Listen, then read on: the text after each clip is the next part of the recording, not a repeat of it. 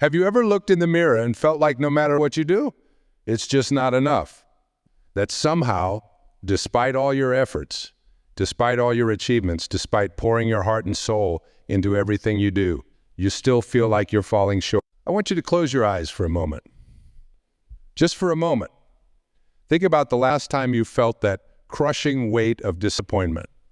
Not from failing at something, but from feeling like you failed someone's expectations. That gut-wrenching feeling when you realize that no matter how much you give, some people will always want. You see, I've spent decades walking alongside people who carry this burden. Good people, brilliant people. People who light up rooms with their presence, who have achieved incredible things, who by any reasonable measure should feel on top of the world. Yet they're haunted by this persistent whisper that says you're not enough. And today, right here, right now, we're going to shatter that illusion together. Because here's the truth, it took me years to understand. You'll never be enough for the wrong people. Never. You could move mountains, turn water into wine, cure every disease known to mankind, and they still wouldn't be satisfied. And you know what? That's not your burden to carry. That's not your cross to bear. Let me share something powerful with you. In my early days as a counselor, I met a young woman who had graduated top of her class from medical school. She spoke multiple languages, volunteered at homeless shelters, and had a heart so big it could encompass the world. Yet every time she visited home, her father would ask, "Why aren't you chief of surgery yet?" Her mother would wonder why she wasn't married. Her siblings would comment on her weight, her clothes, her life choices. This brilliant, compassionate, accomplished woman would crumble into tears in my office, feeling like a failure. Can you imagine that? Someone who saved lives for a living feeling like she wasn't enough. But here's where it gets interesting. When I asked her about her patients, her eyes would light up. She told me about elderly patients who called her their angel, about children who made her cards filled with hearts and rainbows, about families who trusted her with their most precious loved ones. She wasn't just enough. She was everything. The problem was never that she wasn't enough. The problem was that she was trying to fill cups. Think about that for a moment. Some people carry cups that can never be filled. No matter how much love, attention, success, or achievement you pour into them, they'll always feel empty, and in their emptiness, they'll always demand more from you. But here's the liberating truth. Their empty cups are not your responsibility. Their inability to see your worth does not determine your value. Their insatiability does not reflect your inadequacy. I want you to understand something fundamental about human nature. When people consistently make you feel like you're not enough, it rarely has anything to do with you. It's almost always about their own unresolved pain, their own unfulfilled dreams, their own insecurities that they're projecting onto you. Think of it like this. Imagine you're the sun. The sun doesn't question its brightness because someone is wearing sunglasses. It doesn't doubt its warmth because someone is standing in the shade.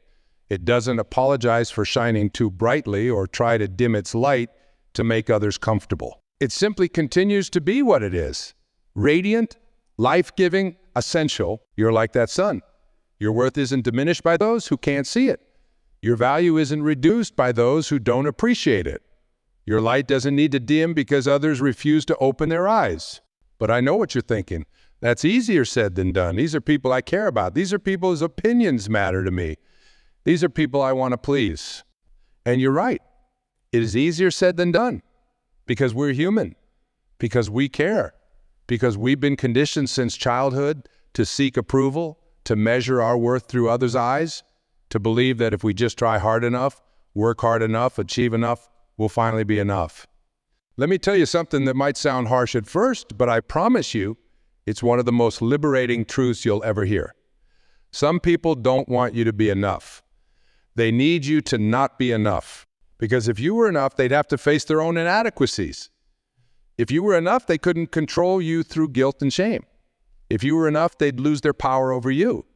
These people, and they all have them in our lives, are like emotional vampires.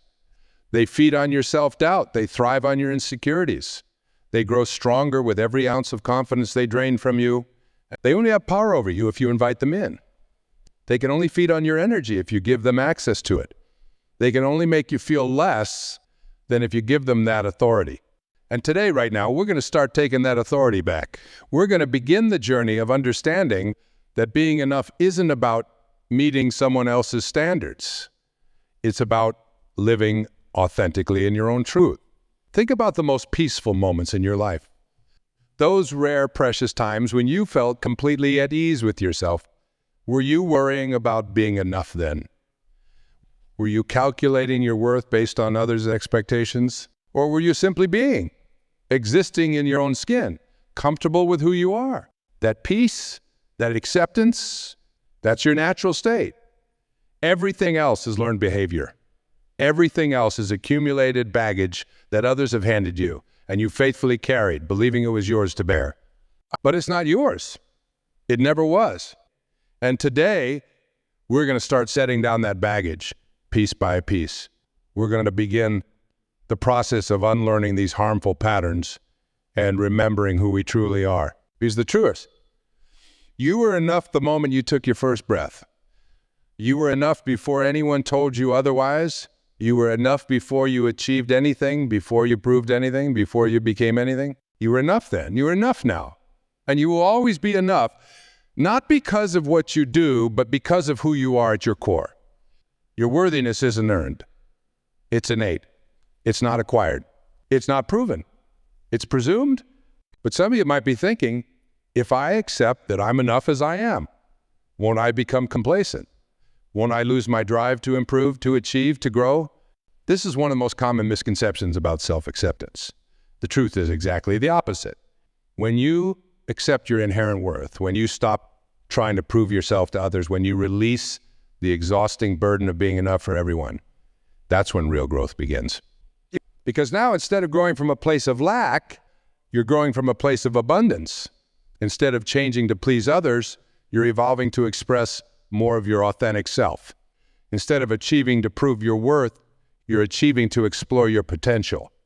The difference is subtle but profound. It's the difference between running away from something and running towards something. It's the difference between being driven by fear and being pulled by inspiration. It's the difference between living to fulfill others' expectations and living to express your own truth. Let me share something that might surprise you. The people who make you feel like you're not enough, they're actually giving you a gift. Yes, you heard that right. A gift. Now, I know that sounds crazy. How can someone who diminishes you, who criticizes you, who makes you question your worth, the gift is clarity. They're showing you with perfect clarity that they're not your people, they're not your tribe, they're not the ones who will water your soul and help you grow. Think about a plant for a moment. If you put a sun-loving plant in the shade, it won't thrive. If you give a desert cactus too much water, it will rot. If you try to grow tropical flowers in Arctic conditions, they'll wither and die. Would you blame the plant? Would you say the plant isn't trying hard enough? Would you tell the plant to just adapt better? Of course not. You'd recognize that it's simply in the wrong environment. You'd understand that it needs different conditions to flourish. You'd know that the problem isn't with the plant. It's with the mismatch between the plant and its environment. You are that plant. And when people consistently make you feel like you're not enough, they're showing you that they're the wrong environment for your growth. They're shade to your sun-loving nature. They're the flood to your desert adaptations. They're the frost to your tropical essence. But here's where many of us get stuck. We've been taught that relationships, especially family relationships, are supposed to be forever. We've been conditioned to believe that blood is thicker than water, that family comes first, that we must maintain connections at all costs. And so we stay. We stay in the shade, wondering why we can't grow. We stay in the flood, wondering why we're drowning. We stay in the frost, wondering why we're always cold. But what if I told you that the most loving thing you can do, both for yourself and for others, is to accept that some relationships aren't meant to be close? What if I told you that sometimes the kindest choice is to love people from a distance? This isn't about cutting people off or burning bridges. It's about understanding that just as there are seasons in nature, there are seasons in relationships. Some people are meant to be in your life for a reason, a season, or a lifetime. And it's okay. More than okay. It's essential to recognize, which is When you stop trying to be enough for the wrong people, something magical happens. You create space in your life for the right people. You free up energy that can be invested in relationships that nourish you. You open yourself to connections that celebrate who you are, not who someone else thinks you should be. But let's be honest, this isn't easy, especially when the wrong people are people we love, people we've known all our lives, people who, despite their inability to see our worth, have played significant roles in our journey. The key is to understand that you can love someone deeply and still recognize that their expectations of you are unhealthy. You can appreciate what someone has done for you in the past while acknowledging that their current influence in your life is harmful. You can honor your history with someone while choosing a different path for your future. Think about the relationships in your life where you feel most at peace, where you can show up as you are, without pretense or performance, where your quirks are celebrated, not criticized, where your growth is encouraged, not feared, where your success is celebrated, not diminished. These relationships show you what's possible. They show you what it feels like to be enough exactly as you are. They show you that the right people don't need you to prove your worth. They recognize it inherently. These are the crucial part. These relationships didn't just happen. They developed because you allowed yourself to be seen, because you were brave enough to be vulnerable, because you chose authenticity over approval. And that's the paradox. When you stop trying to be enough for everyone, you become more than enough for the right people. When you release the need to prove your worth, your true worth becomes evident. When you cease performing for approval, you attract genuine appreciation. This journey of discovering and accepting your inherent worth isn't just about you. It's about breaking generational patterns. It's about showing others, especially the younger generation, that they don't have to contort themselves to fit into spaces that every time you stand in your truth, every time you honor your worth, every time you choose authenticity over approval, you're not just changing your own life. You're creating ripples that affect everyone around you. You're showing others what's possible. Think about that for a moment. Your journey of self-acceptance isn't selfish. It's revolutionary. Your decision to stop trying to be enough for the wrong people isn't just personal. It's political. Your choice to honor your worth isn't just individual. It's universal.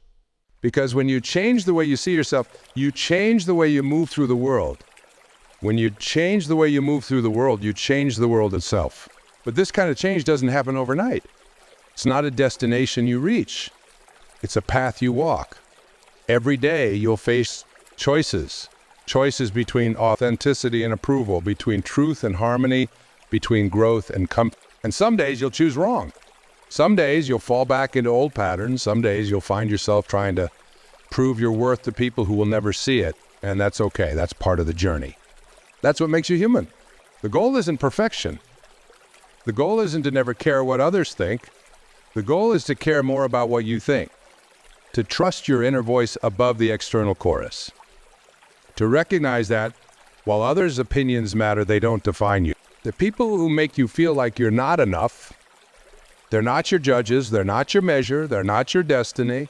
They're just people carrying their own wounds, fighting their own battles, projecting their own fears. Understanding this is one of the most liberating realizations you can have. Because when you see that their inability to appreciate your worth is about them, not you, you can finally put down the heavy burden of trying to prove yourself. I want to share something profound with you about transformation. You see, most people think transformation happens in big moments, dramatic realizations, life-changing events, sudden epiphanies. But that's not how real change works. Real change happens in small moments, in tiny choices, in seemingly insignificant decisions that add up over time. It happens when you catch yourself apologizing for your success and choose to celebrate instead. It happens when you stop explaining your choices to people who aren't ready to understand them. It happens when you feel that familiar urge to shrink yourself to make others comfortable and choose to stand tall anyway. These moments might seem small, but they're actually revolutionary acts of self-love. They're declarations of independence from the tyranny of others' expectations. They're quiet but powerful statements that say, I choose me. But here's what nobody tells you about choosing yourself. It feels selfish at first. It feels wrong. It feels like you're breaking some unwritten rule about how relationships are supposed to work. And in a way, you are. You're breaking the rule that says other people's comfort is more important than your growth. You're breaking the rule that says harmony is more valuable than authenticity. You're breaking the rule that says you should set yourself on fire to keep others warm. And yes, some people won't like this new version of you, the version that has boundaries, the version that says no, the version that chooses growth over guilt, authenticity over approval, truth over harmony. But their discomfort with your growth is not your responsibility to manage. Think about a butterfly emerging from its cocoon. If you try to help it by cutting open the cocoon, you're actually condemning it to death, because it's the struggle of breaking free that strengthens its wings. It's the resistance that prepares it for flight. Your struggles with not feeling enough, that they're your cocoon. The process of breaking free, of shedding those limiting beliefs, of emerging into your true self, is supposed to be uncomfortable. It's supposed to be challenging, because that's what makes you strong enough to fly. But here's where most people get stuck. They wait until they feel ready. They wait until they feel strong enough, confident enough, worthy enough to claim their space in the world. But readiness is a myth. Confidence isn't something you wait for. It's something you build through action. Every time you honor your boundaries, you build confidence. Every time you speak your truth, you build confidence. Every time you choose authenticity over approval, you build confidence. It's not about feeling ready. It's about being willing to feel uncomfortable and moving forward anyway. And yes, this path is harder in many ways than trying to be enough for everyone. It requires more courage, more resilience, more faith in yourself. Because when you stop trying to be enough for everyone, you have to face the scariest question of all. Am I enough for myself? This question will take you on a journey deep into your own heart. You'll have to confront your own judgments, your own criticism, your own internalized beliefs about what makes a person worthy. And this is where the real work begins. Because many of us have become our own worst critics. We've internalized the voices of those who told us we weren't enough. We've become experts at finding our own flaws, at diminishing our own achievements, at questioning our own worth. But here's the truth. You wouldn't talk to someone you love the way you talk to yourself. You wouldn't constantly remind a friend of their failures. You wouldn't persistently point out a loved one's flaws. You wouldn't endlessly question a child's worth. So why do you do it to yourself? This is where compassion comes in, not just compassion for others, but compassion for yourself. Compassion for the part of you that's tried so hard for so long to be enough. Compassion for the part of you that's carried the weight of others' expectations. Compassion for the part of you that's believed the lie that your worth is something you have to earn. Because your worth isn't earned. It's inherent. It's not achieved. It's innate. It's not proven. It's presumed. Just as you don't question whether a flower has the right to bloom, or a bird has the right to sing, or a star has the right to shine, you don't need to question whether you have the right to exist exactly as you are. But this understanding, this deep soul-level knowing of your inherent worth, it's not a destination. It's a practice. It's something you choose again and again, day after day. It's a commitment you make to yourself, a promise to honor your truth even when it's inconvenient. Even when it's uncomfortable, even when it costs you something. And yes, it will cost you something. It will cost you relationships that were built on your compliance. It will cost you connections that were sustained by your silence. It will cost you the false comfort of trying to control how others see you. But what you gain is worth infinitely more than what you lose. You gain peace that comes from alignment with your truth. You gain energy that's no longer spent trying to prove your worth. You gain clarity that comes from trusting your own voice above the noise of others' expectations. Most importantly, you gain yourself. Not the version of you that's been carefully crafted to please others. Not the version of you that's been trimmed and tuned to fit into spaces too small for your spirit. But the real wild and wonderful, flawed and magnificent, perfectly imperfect exactly as you are. Let me share something powerful with you about energy. Every time you try to prove your worth to someone who doesn't see it, you're not just spending energy, you're investing it in the wrong place. It's like trying to grow roses in concrete. No matter how much water you pour, no matter how much care you give, nothing will grow there. But what if you took that same energy, all that effort, all that care, all that attention, and invested it in fertile soil instead? What if you redirected it toward people and pursuits that actually nourish your soul? This is where practical wisdom meets spiritual truth. You see, your energy is sacred, your attention is precious, your time is invaluable, and where you choose to invest these resources determines the quality of your life. Think about the last time you felt truly alive, truly present, truly in flow. Were you trying to prove yourself to anyone in that moment? Were you calculating your worth based on someone else's measuring stick? Or were you simply being, creating, expressing, living that state of flow, that feeling of alignment? That's your birthright. That's your natural state. Everything else is interference. Everything else is static on the radio of your life. But here's what makes this journey challenging. We live in a world that profits from your self-doubt, a world that sells you solutions to problems you don't actually have, a world that convinces you that you're broken so it can sell you the fix. And when you're constantly trying to be enough for the wrong people, you become the perfect consumer of these false solutions. You become hungry for approval, thirsty for validation, desperate for any sign that you're finally measuring up. But what if the answer isn't in measuring up? What if it's in questioning the measure itself? Think about this. Who decided what enough looks like? Who wrote the rules about what makes a person worthy? Who created the standards you're killing yourself trying to meet? When you really examine it, you'll find that most of these standards are arbitrary. They're cultural constructs, social agreements, inherited beliefs that we've never questioned.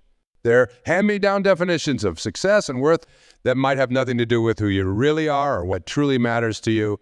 This is where courage comes in, not the dramatic, movie-style courage of grand gestures and bold declarations, but the quiet courage of asking yourself, what if everything I believed about my worth isn't true? What if I've been measuring myself against standards that were never mine to begin with?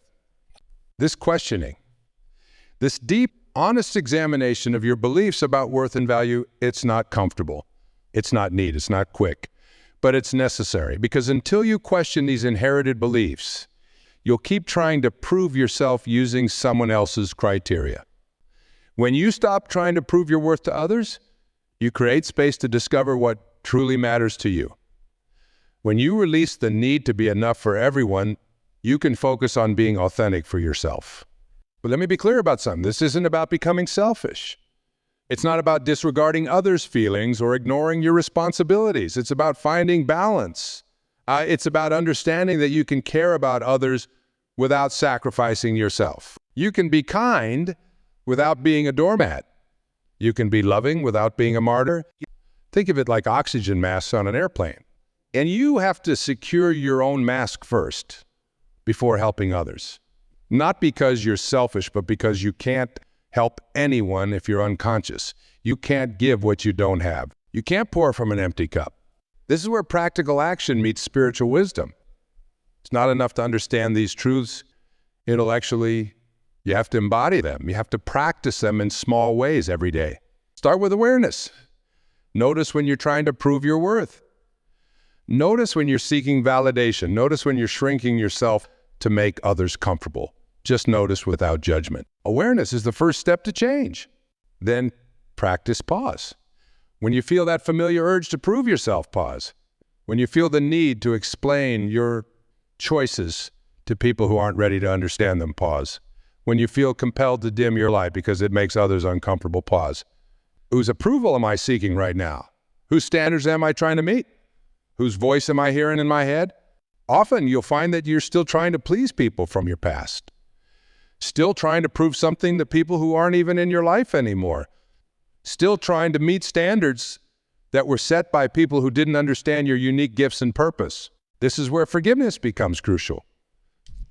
Forgiveness for those who couldn't see your worth because they were looking through the lens of their own limitations. Forgiveness for yourself, for all the times you believed them, for all the times you doubted yourself, for all the times you traded authenticity for approval.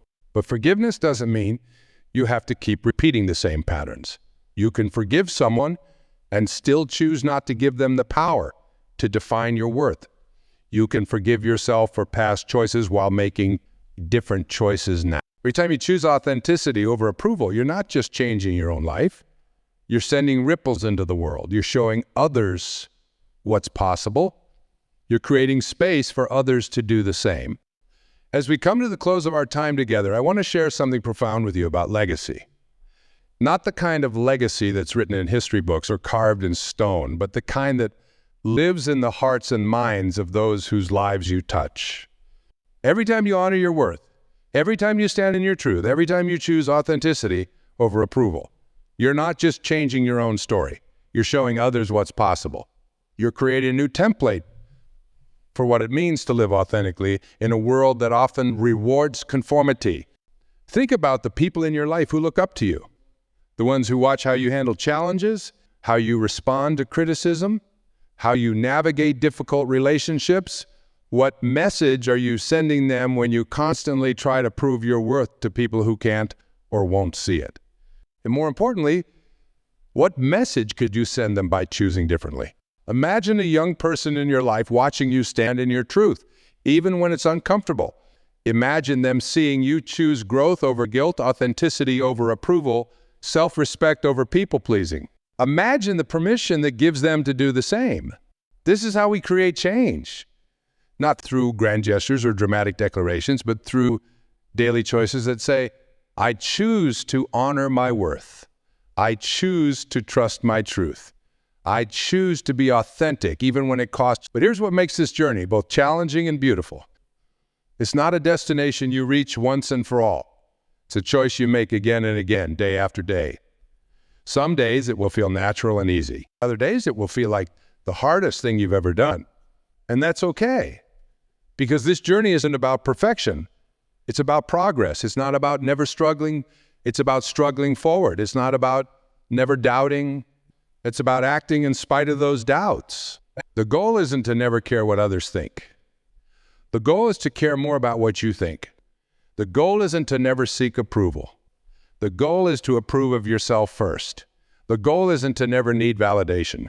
The goal is to validate yourself and let others' validation be a bonus, not a necessity. This is where real freedom lies. Not in never feeling the pull of others' expectations, but in knowing that you can feel that pull without being controlled by it. Not in never wanting approval, but in knowing you can live without it. Not in never doubting yourself, but in trusting yourself enough to move forward anyway. As you leave here today, I want you to carry this truth with you. You are not meant to be enough for everyone. You are meant to be true to yourself. You are not meant to fit everywhere. You are meant to find where you fit. You are not meant to please everyone. You are meant to be at peace with yourself. And yes, this path is harder in many ways than trying to be enough for everyone. It requires more courage, more resilience, more faith in yourself. But it also offers something that constant people-pleasing never can. Real deep soul-level peace that comes from alignment with your truth. Think about what becomes possible when you stop spending your energy trying to prove your worth to people who can't see it.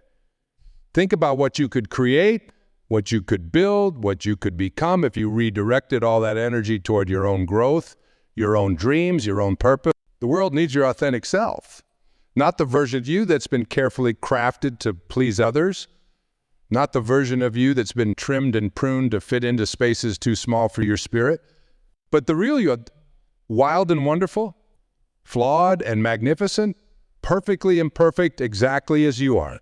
Your light might be too bright for some people. Let them wear shades. Your truth might be too strong for some people. Let them step back. Your authentic self might be too much for some people. Let them find what's enough for them elsewhere. Because you're not here to be enough for everyone. You're here to be true to yourself. You're not here to fit everywhere. You're here to find your place. You're not here to please everyone. You're here to live your purpose. And when you truly understand this, when you feel it in your bones as something magical happens, the opinion of others loses its power over you. The need for constant validation fades away. The exhausting pursuit of being enough for everyone transforms into the peaceful practice of being authentic for yourself. This is your invitation to freedom. This is your permission to let go. This is your calling to come home to yourself. You'll never be enough for the wrong people. And that's not just okay. It's perfect. because the wrong people were never meant to be your people. The wrong places were never meant to be your places. The wrong standards were never meant to be your measures. Your worth isn't determined by those who can't see it. Your value isn't diminished by those who don't recognize it. Your light isn't dimmed by those who close their eyes to it. You are enough. You have always been enough. You will always be enough, not because of what you do, but because of who you are. Not because of what you achieve, but because of what you are made of. Not because of how others see you, but because of how you were created. Go forward from here knowing this truth. Live from this truth. Lead from this truth. Love from this truth. Because when you do, you become more than enough.